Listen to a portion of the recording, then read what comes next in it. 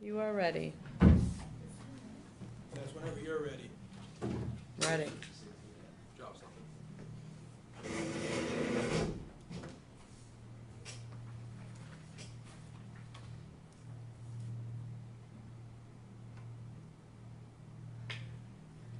Hold on.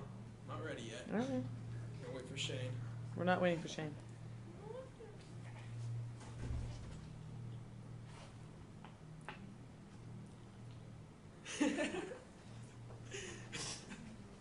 Alright. Well, I did my speech on the history of Newcastle. Newcastle is the place that we grew up, we call home. And I'm going to talk about three key topics of the city. First is its history. Newcastle was established in 1798 by John Carlisle Stewart. He laid out what was become the city of Newcastle on a 50-acre area of land. It was uncharted. At the beginning, it had a population of 300 people, and didn't become a borough until 1825. Then later in 1869, it became a city. It was headed by the first mayor, Thomas B. Morgan, and at that time, the population was around 6,000 people. In the 1920s, it enjoyed its greatest prosperity. The landscape of the city was transformed with the building of many beautiful structures, some which still stand today, such as the Cathedral, St. Mary's Church, and the Castleton Hotel. It is known as the hot dog capital of the world, the firework capital of the world, and the tin plate steel capital of the world.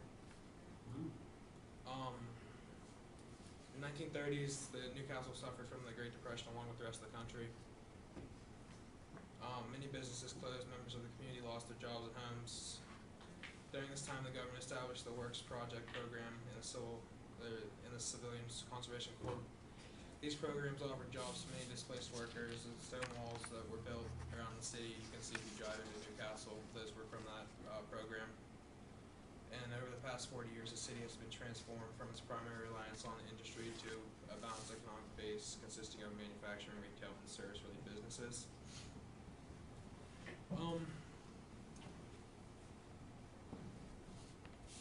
Next is its contributions to society.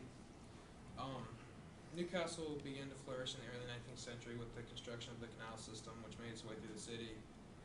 It was used for transportation of goods. Various manufacturing plants moved to Newcastle due to the availability of transportation due to the canal and the access to raw material market. The canal system, which worked its way through Newcastle, was later replaced by the railroad system, which offered greater speed and capacity for freight, along with year-round service. In the 1870s, Newcastle became a major hub of Pittsburgh and Lake Erie Railroad. During this time, the population of Newcastle skyrocketed from close to 12,000 to nearly 40,000 over the next 20 years. Newcastle has such a high Italian population because the immigrants that, when they immigrated here, they all worked in the mills as the blue-collar workers. In the early 1900s, Newcastle had become one of the fastest-growing cities in the country, along with the home of the largest plate mill in America. The tin plate industry marked a new increase in the city's prosperity. And next we're going to talk about the paranormal activity in Newcastle because it is around Halloween. And I brought in the news. I saw this in the newspaper of Newcastle. The opera Ghost Comes to Life. Well, that was pretty interesting to me. I'm not really going to read it, but just showing you. Everybody can see that. And I'm going to talk about mainly McConnell's Mill State Park. It is a state park inside of Newcastle. It's claimed to be one of Pennsylvania's most heavily haunted areas. The one we all know, the covered bridge, was built in 1874. A worker at McConnell's Mill was killed. A worker was killed at McConnell's Mill in 1928. It's said that you can see him walking the same route he used to walk to work if you get to the mills at the right time. Another tale is about a caretaker named Moses Wharton, a freed slave back when Thomas McConnell stood on the land, which is now the state park. He is known to chase poorly behaving visitors away from the park. If you honk a horn by the old mill, it will bring him back. Another tale involves a girl who was killed in an accident at the covered bridge at McConnell's Mill. you park on the bridge, turn out your headlights and honk your, and you look 3 times, you honk your horn 3 times in a row. It said that her image will appear in the rearview mirror, and then when you look back, you won't see it.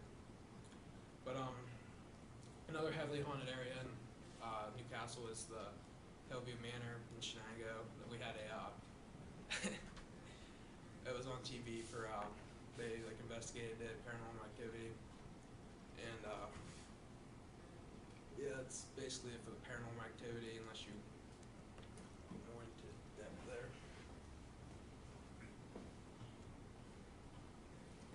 Well, all in all, Newcastle has played its contributions to society, full of all its history. It's fast growing economy, and then the demise of it, and it's still known today for its paranormal activity.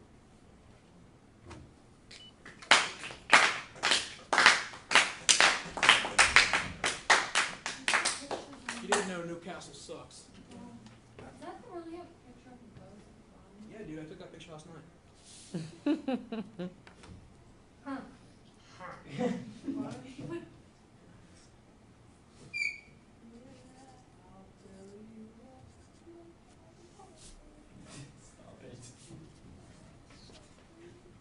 Where's Shane?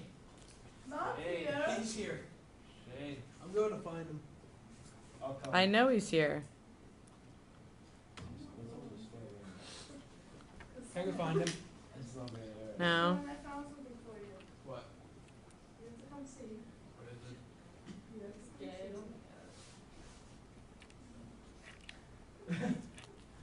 Just sitting there. Do that.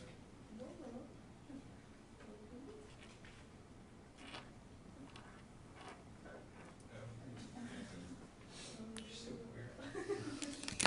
Okay.